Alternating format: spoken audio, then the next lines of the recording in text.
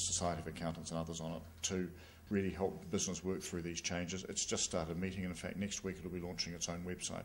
Are you confident we'll meet the date? Yeah, I am. I don't think there's any doubt about that, and I think that the issues that are likely to come up, given technology and given the fact that we've probably got in the bowels of the system the historical knowledge to pull out to deal with them, are easily able to be addressed.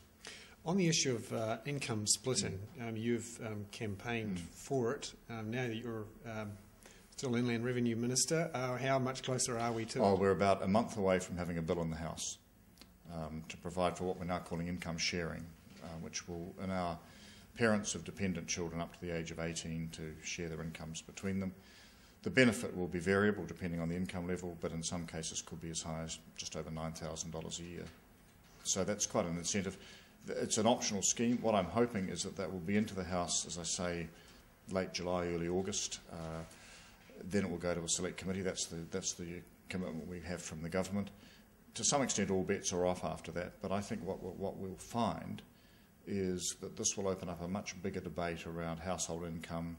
I think in the longer term, some of the issues around adjustments to working for families will be seen in the light of, well, is income splitting a potential answer at the upper end of the income scale for people who might lose out from working for families changes.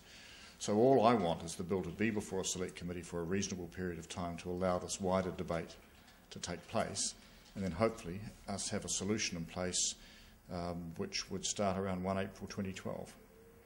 And the government has said you can get into the select committee, but we haven't committed to... That's right, and that's fair enough.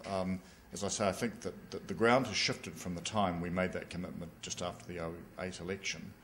At that point, we hadn't envisaged we'd be doing the sort of things we've been doing with regard to the tax system. We signalled in the budget, for instance, much more work to be done around people who are manipulating their income to qualify for working for families. I've had some informal discussion with ministerial colleagues, and I wouldn't want to overrate that at this point, around this could be another part of the picture, another part of the jigsaw to be looked at. And I think there's some willingness to say, yeah, well, maybe let's just leave all these things on the table and see where they pan out long term.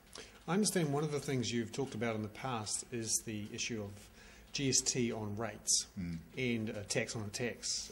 What's your view on that? That was the United Future policy in 2002. We dropped it before the 2005 election.